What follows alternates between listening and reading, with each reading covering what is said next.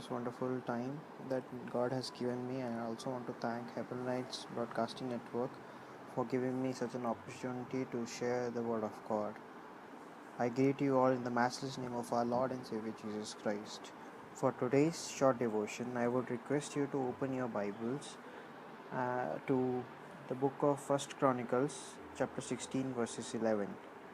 First Chronicles 16:11. I'll be reading it for you. Look to the Lord and His strength, seek His face. It's a very short verse, but it has a lot of meaning. It can encourage us, can build us. But a question we need to ask ourselves is that whom do we seek when we are in problems? It can be a question which we should ask ourselves every day, every moment of our life. And do we answer this question with our talents, knowledge, or money? If that is so, it's very wrong because the Bible says, look to the Lord and His strength, seek His face. The book of First Chronicles can be described as the book of God's perspective on Israel, what God thinks about Israel. David is likely to be known as the most prominent psalmist in the Bible. Even in Psalms 121, we can see that he says, I look to the mountains, where does my help come from? My help comes from the Lord who made heaven and earth. We can see David is someone who always, admires, gets encouraged by the strength of God, by his face, by looking towards God, because David was also a human like us. Being a human like us, he used to get demotivated. He used to feel as if he is a failure. But one thing which is very positive or very optimistic in David's life was that he always used to seek God's face. He always used to seek God's mercy. He always used to seek God's grace over him, because even in Bible it has written that David is the only person who was close to God's heart. And I just want to say that why is David telling us to seek God's face?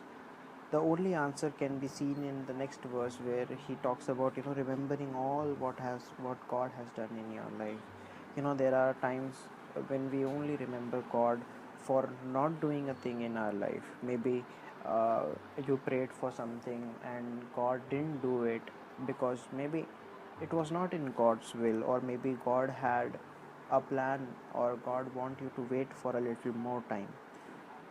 And we just remember that one moment where God actually didn't listen to our prayers, but we never remember what God has been doing for us. See, in this time of pandemic, where corona cases are increasing about 50,000 to 60,000 cases per day, just imagine you and me are safe. You and me are safe in a way that we can still breathe, we are still alive. Or maybe if we are in such a situation where hardships are there, or we are so discouraged, that doesn't mean that God is not listening to you, or God is not near you. God just wants you to seek His face, because God loves you, God has created you. And the only way we all can be happy and we all can be in communion with each other is when we seek God, when we look for God, when we search Him, when we pray to Him, when we talk to Him, is the moment where we can feel that peace in our life. David encourages us through his life. He always used to seek God, he always used to find God.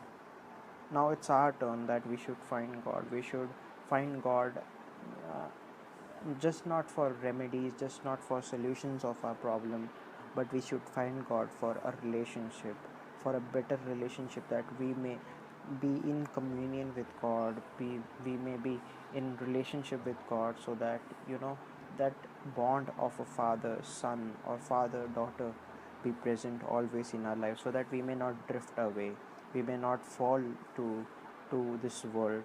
May God bless each and every one of us.